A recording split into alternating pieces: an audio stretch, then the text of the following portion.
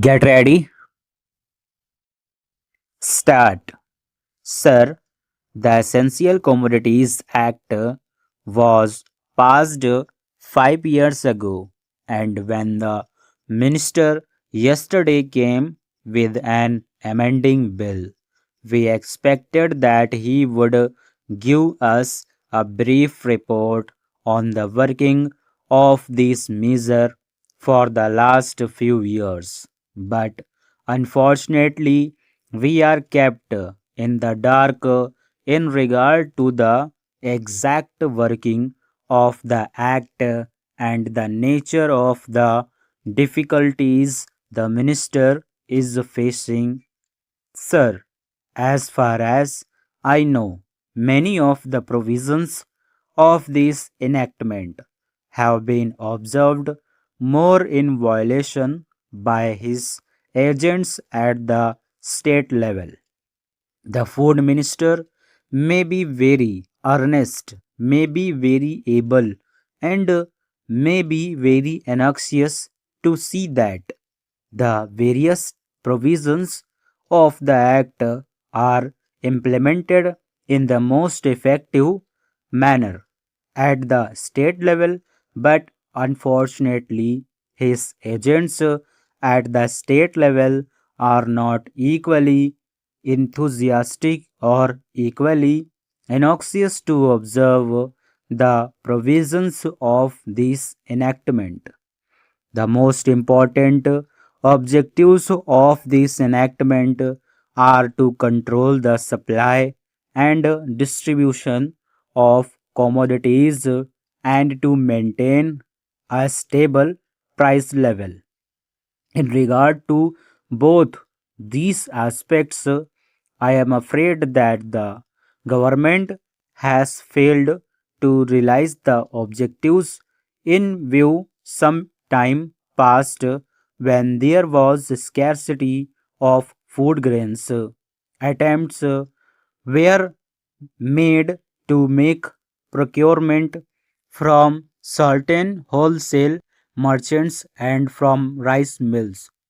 In my own state, I know of many instances of such procurement where, after making known that certain things had to be done and certain steps had to be taken by the merchant community, nothing was done. Later on, by the government, when they found that these very orders of the government were violated. As a result of the violations, there was a consequent rise in the price of food grains in respect of other commodities like iron and steel, paper, etc.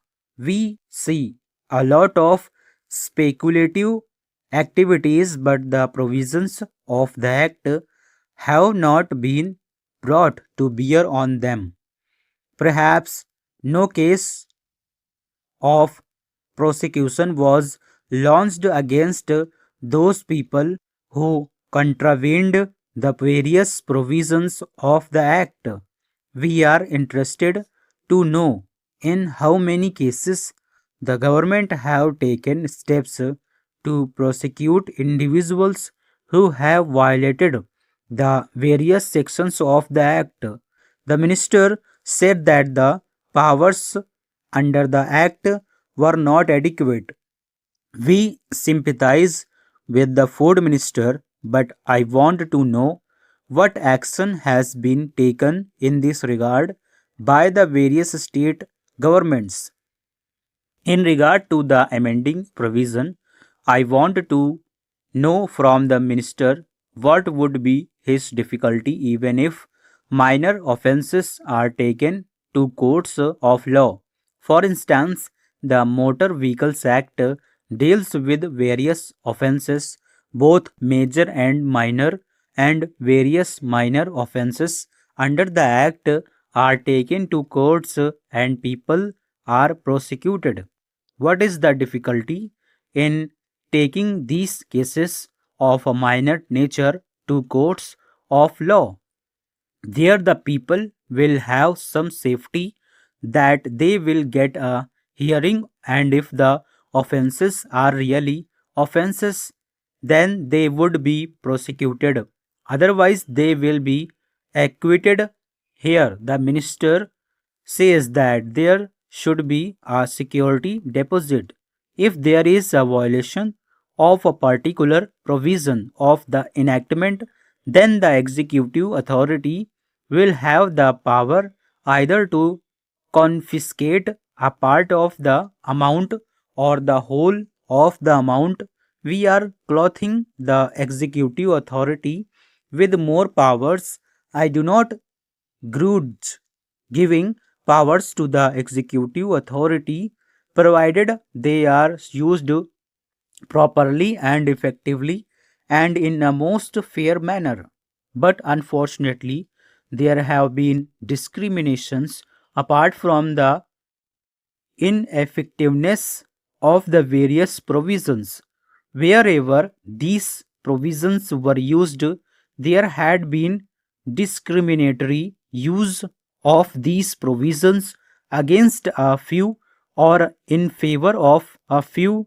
Normally, when officers are clothed with more powers, there is large scope for corruption. I feel that it would be desirable to avoid such malpractices, and it would be desirable, I think, that even for minor offenses, the parties should have a chance to defend their actions.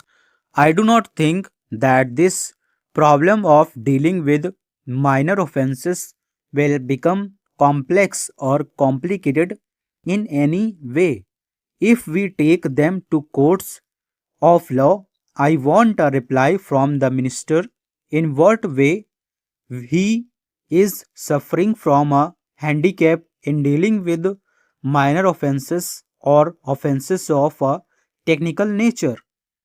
The honorable member made the point that even if this thing was acceptable to the House, he did not know what amount would be demanded as security. So, the minister should tell us what amount is normally expected from a licensee in all cases and what the offenses are which are of a technical or minor nature which he has in view. We are not told which are major offenses and which are minor offenses. Clarifications on these points are necessary. I wish that the act which came into effect long ago was implemented properly. I know that the minister here is very earnest in implementing it, but his colleagues at the state level and at the central level are disappointing him. Full stop.